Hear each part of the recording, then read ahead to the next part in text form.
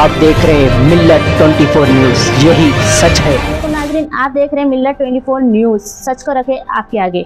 महाराष्ट्र और तेलंगाना की पुकार, मिल्लत 24 न्यूज़, यही सच है। आता शासनाचं फोन का उचलला नाही, 10 वेळेस फोन लावल्यावर माझा वैयक्तिक अजून वैयक्तिक नाही, मला का टाकला? माझ्या व्हॉट्सअपवर का टाकला?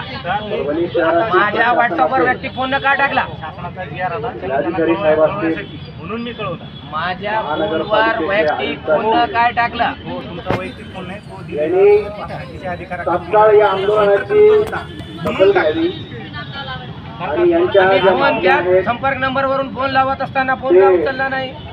तात्काळ शासनाकडे पाठवावे आणि या मागण्यांचा ज्यांच्या ज्या मागण्या आहेत काही मदत नाही, तुमच्याकडे मदत काय? त्याच्यामध्ये स्लॉटर हाऊसचा जो विषय आहे तो सुप्रीम कोर्टाचे पण आदेश आहे. त्या मदतची काय गरज नाही हो, सक्षम आहे तुम्ही मदत करायला. जिल्ह्याच्या ठिकाणी असेल किंवा तालुका ठिकाणी स्लॉटर मी हाऊस फोन उचलून उत्तर द्यायला पाहिजे. मी माहिती मी जात पडताळणी करायला लेखक बोलायलो, तुमची हेरिंग ठेवलेली आहे आणि त्या संदर्भात तुम्हाला संदेश दिला. आता माझ्या व्हॉट्सअपवर काही आलं तुम्हाला विचारायची लेखी स्वरूपात. त्यामुळे समाजामध्ये तेढ निर्माण होत याच कारणामुळे होतं. त्यामुळे प्रशासनानं तात्काळ याची दखल घ्यावी आणि आरोग्याचा जो प्रश्न आहे सगळं निर्माण होतो. या व्यापाऱ्यांची रास्त मागणी आहे, आरोग्याला धोका होणार नाही. या जर मागण्या आपण जर त्यांना मंजूर करून दिल्या, शासनाकडे जर आपण हे सगळं पाठवलं, त्याचा पाठपुरावा केला सहकार्य आणि हा दुसरा दिवस आहे, याच्याकडे गांभीर्यानं दखल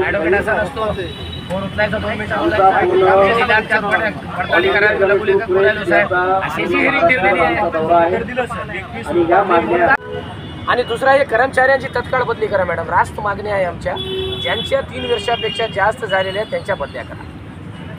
ते नेटवर्क तोडण्यासाठी, ते जे नेटवर्क त्यांचं चॅनल निर्माण झालेलं आहे ना, ते चॅनल तोडण्यासाठी हा अत्यंत गरजेचं आहे. कारण की हे जे बाह्यस्रोत कर्मचारी आहे यांच्यावर कार्यालयाचा अंकुश राहिलेला नाही. यांना वाटते की आपण 10 हजारांना करायला होतं, त्याला आपल्याला एक फायलीचे 20,000 द्यायला, फक्त कोड देण्याचं. म्हणजे शासकीय कार्यालयाची जी गरिमा आहे ती गरिमा राहणार नाही. कारण की कार्यालयाची गोपनीयता बाहेर चालली ना कार्यालयाच्या. आमची विवेचना एवढीच आहे की त्या कार्यालयावर अंकुश ठेवा. जो पारदर्शक कार्यालय आहे ना त्याच्यामध्ये व्यक्ती येत आहेत आणि ते सगळे आपल्या इत्यादीत होत आहेत. आम्हाला एवढी विनंती आहे की आपल्याकडून न्या. आमच्या काही याच्यामध्ये पर्सनल इंटरेस्ट नाही मॅडम. हां चालेल मॅडम. नाहीतर जी न्यायाविरुद्धच लढा देतो मॅडम प्रत्येक वेळेस आम्ही. तर आमची विनंती आहे की तत्काळ त्या बदल्याचा जर आला, जर आपण आश्वासित करत असाल की नियमानुसार बदले, आम्ही म्हणत नाही गैरकायदेशीर करा, जे नियमानुसार जर कारवाई होत असेल तर तुमच्या याच्यावरून आम्ही उपोषण मागे घेतो.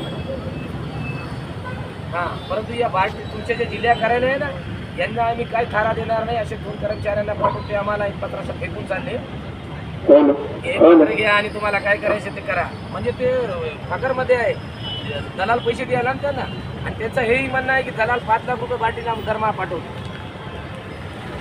हां, ते सगळं मी तुम्हाला रेकॉर्डिंग टाकतो मॅडम. जे त्यांनी म्हणलं ना की बार्टीला 5 लाख रुपये महिना आमच्याकडून जातो दलालांकडून. हां, मी सगळं मी पुराव्या नीती देतो. मी ॲडव्होकेट आहे मॅडम, आणि फक्त नावाचा ॲडव्होकेट नाही, प्रॅक्टिसिंग ॲडव्होकेट आहे आणि समाजाच्या लढ्यामध्ये येतो. हां बस बस आम्हाला एक म्हणायचं नियमानुसारच करा कारवाई, काय गैरकायदेशीर. चालेल मॅडम. ओके, धन्यवाद मॅडम. आणि सगळ्यात मी येऊन तुम्हाला पुण्याला भेटून देतो मॅडम. चालेल, काय हरकत नाही मॅडम. धन्यवाद मॅडम. जय हिंद. एवढं आणि ज्या दिवशी आम्ही आलो ना तुम्ही तिथं राहणार. आमच्या ज्या मागण्या आहेत तुम्ही तिथं राहणार. आमची एवढीच विनंती आहे, विद्यार्थ्यांना सहकार्य करा आणि संविधानाला वागा. तुमची वागण्याची पद्धत वेगळी व्हायची, विद्यार्थ्यांवर अन्याय करायला तुम्ही